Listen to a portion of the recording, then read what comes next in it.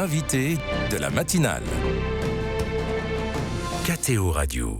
Institué par le pape François en 2019, le dimanche de la parole de Dieu est célébré ce dimanche 21 janvier. C'est une journée pour approfondir, célébrer et proclamer la parole de Dieu et la richesse des Écritures. Quel est le sens de cette journée et comment s'est-elle déployée depuis sa création ? Nous avons le plaisir d'en parler avec le père Cyprien Comte. Bonjour. Bonjour. Vous êtes prêtre du diocèse de Toulouse et enseignant en exégèse biblique à la faculté de théologie de l'Institut catholique de Toulouse. Tout d'abord, Père, rappelez-nous pour commencer pourquoi le pape François a instauré ce dimanche de la parole de Dieu. Alors le dimanche de la parole de Dieu, donc le pape a écrit un texte publié le 30 septembre pour la fête de Saint-Jérôme en 2019 pour souligner la richesse et le caractère vivant des textes bibliques et encourager à ce que les croyants soient familiers avec la parole de Dieu, ce qui évidemment est une condition nécessaire pour transformer la vie. Vous voyez, il ne s'agit pas juste de connaître, mais de permettre d'approfondir notre relation avec Dieu et les frères. C'est évidemment le but de cette décision du pape. Et ça montre aussi que que la parole de Dieu est quelque chose de mouvant, qui n'est pas fixe. Oui, c'est vous savez, la parole de Dieu est une réalité centrale dans la vie de l'Église, dans la vie des croyants, dans la vie spirituelle de beaucoup de personnes, même en dehors de l'Église. Et en fait, on se rend compte que, notamment en monde catholique, il faut revenir sans cesse à cette source parce que on risque de l'ignorer. Et un père de l'Église disait que ignorer les Écritures, c'est ignorer le Christ. Donc il y a un vrai enjeu fondamental pour la foi et pour la vie. Et vous avez raison de souligner aussi que c'est une réalité dynamique. La parole de Dieu, ce n'est pas juste un livre, même si évidemment pour nous les chrétiens et dans une certaine mesure pour les juifs aussi, hein, nous avons des textes en commun qui sont en fait la mise par écrit de ces paroles de Dieu, en tout cas des paroles de Dieu qui nous sont parvenues et nous croyons, n'est-ce pas, dans la foi que Dieu a voulu que nous ayons tout ce qu'il nous faut. Il y a d'ailleurs une richesse assez énorme, hein.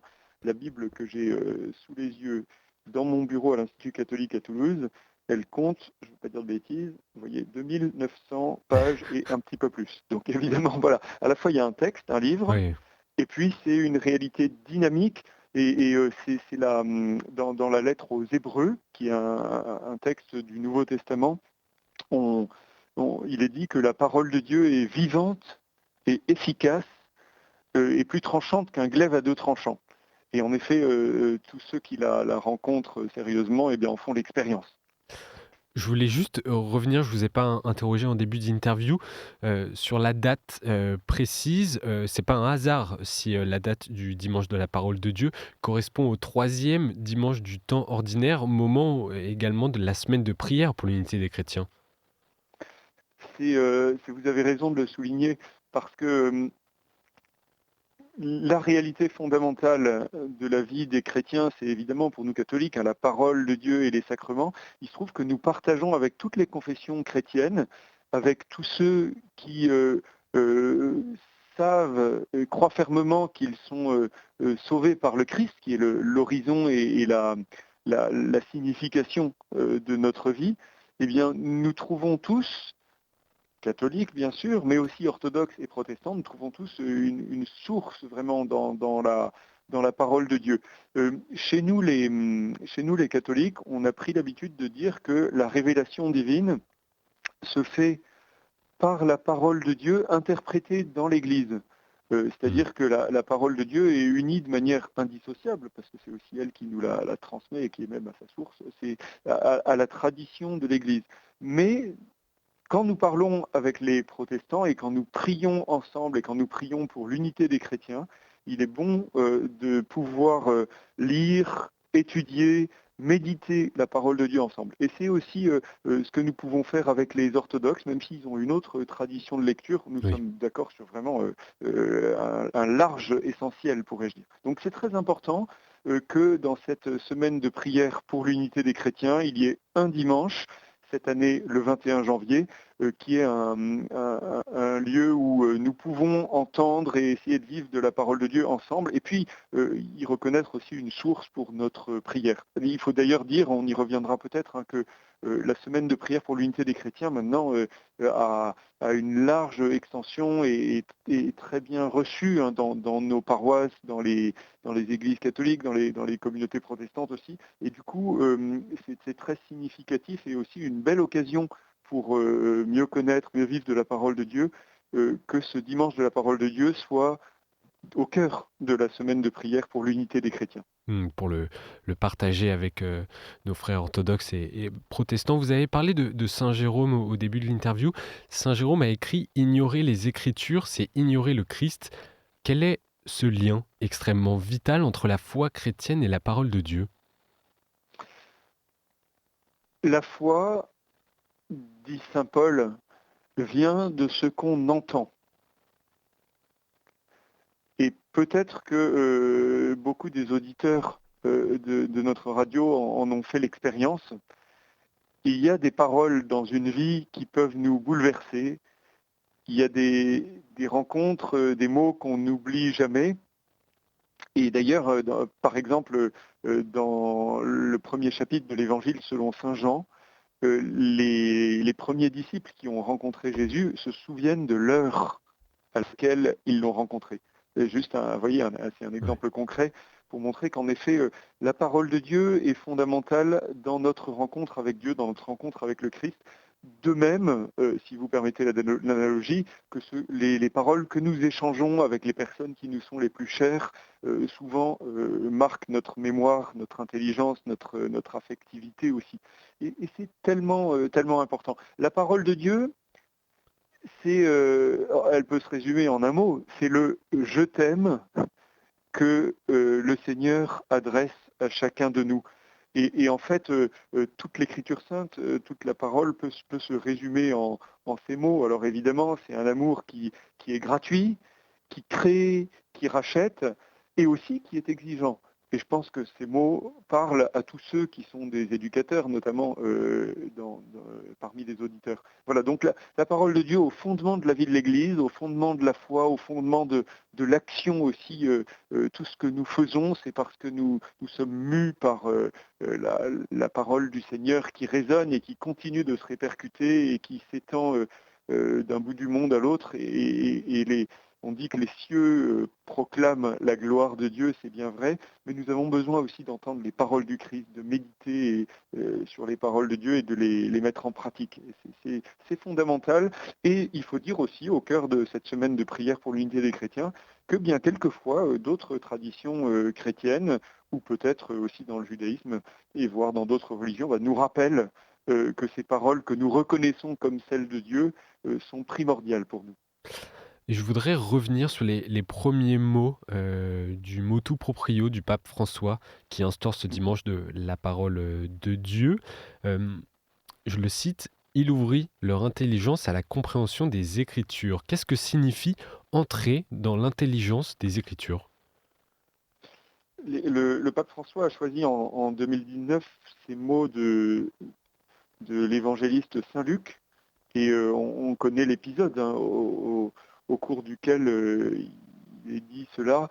C'est Luc 24, verset 45. Il ouvrit leur intelligence à la compréhension des Écritures, et c'est à la fin de la rencontre entre Jésus et les deux disciples qui avaient marché vers Emmaüs. Donc on est très certainement à Emmaüs. Et après toutes les explications que Jésus ressuscité a données à ses disciples, il accomplit cela au-delà du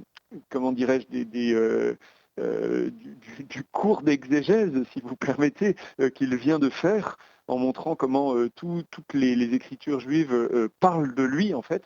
Eh bien, il leur permet de les comprendre. On aurait envie de dire ici que c'est en fait l'action de l'Esprit Saint. Alors je viens de vous dire une bêtise, parce qu'en fait c'est dans l'apparition aux apôtres qui suit l'épisode des disciples d'Emmaüs. D'accord. Donc 24-45, le Christ, en fait, dans d'autres évangiles, on dit qu'il donne l'Esprit. aux apôtres, aux disciples réunis. Pourquoi est-ce que c'est très important de comprendre les Écritures? Au moins pour deux raisons.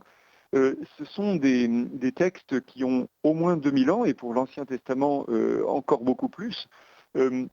Et alors, le décalage culturel avec ce que nous vivons, ce que nous connaissons et les informations qui nous parviennent, ce décalage est quand même assez important. Et donc, il faut faire l'effort d'entrer dans un texte qui parfois nous semble obscur.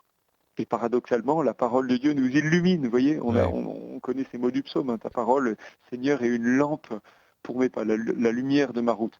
Et donc, il y a vraiment un enjeu, un travail à faire pour transposer dans notre intelligence d'aujourd'hui, d'hommes et de femmes du XXIe siècle, le message que les auteurs d'il y a 2000 ans et plus ont voulu transmettre, et notamment les paroles de Jésus. Et en fait, il y a un autre enjeu, c'est-à-dire que comprendre les Écritures, et il n'y a que Jésus ressuscité qui peut nous permettre cela, eh bien, c'est un enjeu existentiel fort pour nous. Parce que si nous comprenons les Écritures, nous sommes capables de les mettre en pratique, nous sommes capables de les appliquer à ce que nous vivons aujourd'hui, par exemple aux débats de société ou aux questions dans la vie quotidienne, où nous pouvons, vous voyez, c'est un peu comme le prophète Jérémie qui voit des objets de la vie quotidienne, donc chapitre 1 du livre de Jérémie, oui. Il voit un chaudron bouillant avec l'ouverture au nord, et il comprend en fait que c'est une espèce une métaphore de la vie politique et de la réalité fondamentale qui concerne le pays où il vit. Eh bien, nous avons à faire le même travail. Comprendre d'abord ce que les auteurs ont dit il y a 2000 ans et plus, et puis comprendre ce que cela veut dire pour nous aujourd'hui. Alors vraiment, il faut que le Seigneur nous ouvre nos cœurs, nos intelligences à la compréhension des Écritures. Père Cyprien, on compte sur un aspect de prière personnelle ce dimanche de la parole de Dieu et à vivre non pas seul, également, comme le dit le pape François, mais en lien avec la communauté chrétienne. Quelle est l'importance de la communauté dans ce rapport à la parole, en quelques mots? La communauté est convoquée par la parole de Dieu. Vous savez, l'Église, étymologiquement, ça veut dire la communauté convoquée. Et ça fait référence au peuple d'Israël rassemblé dans le désert, dans le livre de l'Exode. Et en fait, nous entendons la parole ensemble, chaque dimanche et peut-être même chaque jour, mais spécialement ce dimanche, pour le dimanche de la parole de Dieu, il y aura un certain nombre d'initiatives pastorales pour mettre en évidence l'importance de la parole de Dieu. Il y a des paroisses où ça ne change rien parce qu'il y a trop de dimanches à thème, mais il y a aussi des paroisses et des diocèses comme à Albi, près de chez nous à Toulouse, hein, où il y a impression de l'évangile de Matthieu ou bien l'envoi d'un schéma de célébration qui est proposé. Donc il y aura sûrement une foule d'initiatives autour de ce dimanche de la parole de Dieu et si ce n'est pas le cas, on peut en proposer pour l'année prochaine peut-être. Oui, et on rappelle que la parole de Dieu n'est pas à vivre seulement ce dimanche, mais bien tous les jours. Merci. Père Cyprien Comte, je rappelle que vous êtes enseignant à la faculté de théologie de l'Institut catholique de Toulouse. Et pour nos auditeurs, j'indique également que KTO retransmet en direct de Rome la messe présidée par le pape François demain à 9h30. Bonne journée. Au revoir.